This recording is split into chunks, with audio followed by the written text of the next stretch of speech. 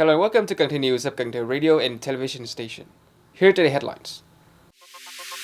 Cần Thơ City Party Committee's organizing committee met to discuss the reorganizations of agencies and units, chaired by the Secretary of Cần Thơ City Party Committee. The chairman of Cần Thơ City People's Committee met with delegations from the Ministry of Industry and Trade and the EU to discuss rural electricity supply and renewable energy development. The vice chairman of Cần Thơ City People's Committee attended the acceptance and handover of Phase 1 of the Arc Road, Vòng Cung relic site. Top news today. On the afternoon of December 12th, Cần Thơ City Party Committee Organizing Committee convened to address various matters concerning reorganizing agencies and units. The meeting was chaired by Mr. Nguyễn Văn Hiếu, Secretary of Cần Thơ City Party Committee. Accordingly, Cần Thơ City will reorganize and streamline the city's People's Committee structure and its specialized agencies, reducing at least 15 to 20% of internal organizational units. This includes entities subject to consolidation or merger due to overlapping functions and tasks. At the district level, the reorganization will result in 45 departments, a reduction of 12, while specialized agencies under the District People's Committee will be reduced to 36 departments, down by 10. Secretary Nguyễn Văn Hiếu commended the commitment of agencies, units, and localities in executing the policy to streamline the political system. He emphasized the importance of maintaining strong political determination, viewing this as a transformative effort to improve the quality and efficiency of the political system's operations, beyond just reducing its scale or size.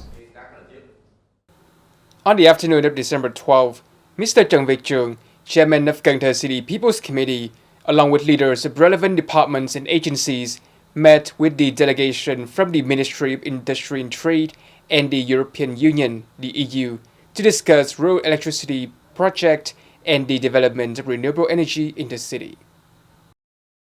The Cần Thơ Department of Industry and Trade reported that 100% of communes have electricity, with 99.91% of rural households connected. The 2016-2020 rural electricity project, costing 58 billion Vietnamese dong, including 50 billion from EU funding, has been completed in 4 districts. Over 2,000 rooftop solar systems with a total capacity of 81 megawatt peak are connected to the grid. At the meeting, Chairman Chương highlighted Cần Thơ City Green Development Goals, requesting support for renewable energy expansion and additional funding for rural electricity. EU and Ministry of Industry and Trade representatives shared solar power expertise, emphasized simplifying procedures for rooftop installations, and pledged continued support. On the afternoon of December 12, the Ministry of Industry and Trade and the European Union delegation visited Định Môn Commune, Thời district, one of the areas benefiting from the rural electrification project. Earlier in the day, the delegation toured and worked at the Dehurst solar power plant in Janop 2 Industrial Park, Cần Thơ City. The Council for Appraisal of Cần Thơ City's construction planning recently approved several planning tasks and projects. The meeting was chaired by Mr. Dương Tấn Hiển, Standing Vice Chairman of Cần Thơ City People's Committee and member of the City Parties Committee Standing Committee. The project for local adjustment of Cần Thơ City's general planning to 2030, with a vision to 2050, covers 11 areas, totaling 6,270 hectares. Key adjustments include expanding Cần Thơ International Airport, the Mekong Delta Agriculture Production Linkage Center, and industrial zones in Cờ Đỏ, Bình Thủy, and Vĩnh Thạnh districts, along with the new urban port logistic area. The 1/2000 scale zoning plans for the Ô Môn District High-Tech Industrial Park and Ô Môn Port Logistic Area were approved. Recommendations include adding commercial services, worker transit points, cultural and sport facilities, and increasing residential building height beyond 5 floors. The consulting unit was tasked with updating the plans based on feedback from the December 12 appraisal session.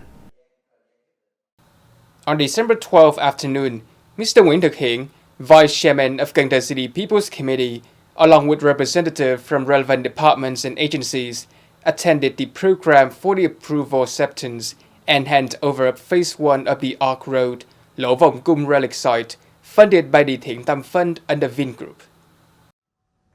Phase 1 Area A of the Vòng Cung relic site, which includes a 4,800 square meter main temple with event spaces, a celebration area, and artifact storage. The project also features squares, memorials, parks, and lighting infrastructure.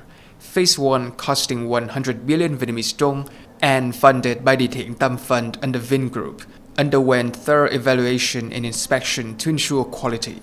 After completing the acceptance process, the sponsor will hand over the project to Cần Thơ City for Phase 2, funded by the state budget with an estimated cost of 101 billion Vietnamese dong. Phase 1 will focus on interior decoration for the main shrine, tree planting, fencing, and design work to preserve historical values, promote cultural heritage, and honor the sacrifices of officers, soldiers, and civilians during the resistance war against the U.S. On December 12, Vice Chairman of Cần Thơ City People's Committee Nguyễn Ngọc Hè received the Cuban Minister of Agriculture delegation, led by Mr. Taos Abdel Gonzalez, Vietnam Deputy Minister of Agriculture and Rural Development Nguyễn Hoàng Hiệp also visited several enterprises, rice production cooperative, and shrimp, rice, and fish farming models in Cần Thơ City. At the Mekong Delta Rice Institute, the delegation saw advanced machinery, including drones used for sowing, spraying, and fertilizing. With a daily capacity of 50 hectares, the institute produces rice seeds on 212 hectares and collaborates with neighboring regions for raw rice. Established nearly 50 years ago, it has developed over 150 rice varieties and provides 7,000 tons of seeds annually, with OM 5451 and OM 18 being the most popular. Since 2022, the institute has trained 10 Cuban staff in rice production and hybridization techniques. The delegation also visited Hoàng Minh Nhật Joint Stock Company Rice Processing Factory, which supplies 100,000 tons of rice annually to domestic and international markets. Cuba's Minister of Agriculture invited Vietnamese businesses to invest in rice production in Cuba, hoping to strengthen ties between Cuba, Vietnam, and Cần Thơ City.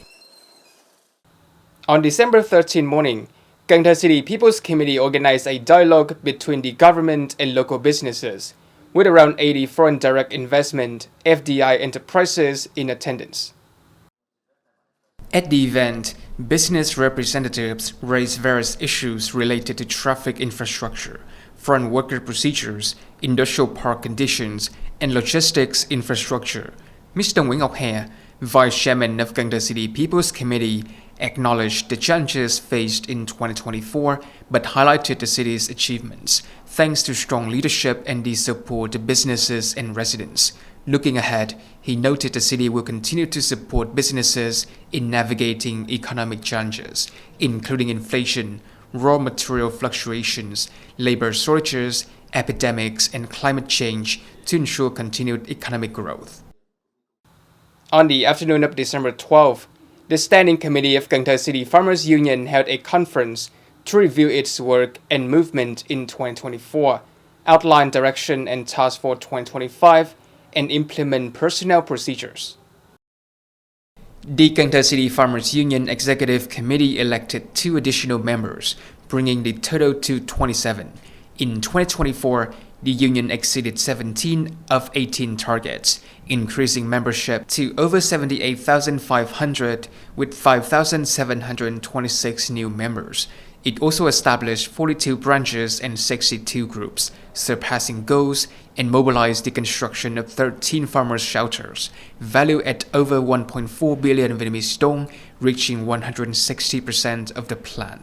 The conference set 2025 goals, including recruiting 5,500 new members, establishing 48 new groups and 30 branches, and targeting 81% of farmer households to register for the Good Farmer in Production business title, with 55% achieving it. The union also plans to mobilize over 1,400 farmer members for cooperatives. The Standing Committee awarded certificates of merit to 8 groups and 24 individuals for their 2024 contributions. along with 4 collectibles for achievements in the Vietnam Farmers digital platform.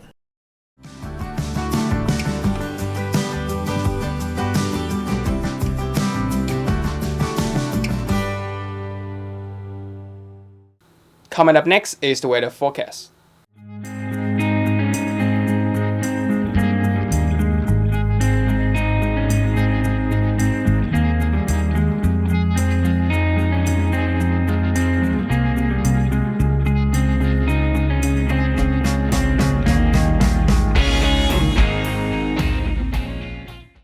Thank you so much for watching, and I'll see you next time.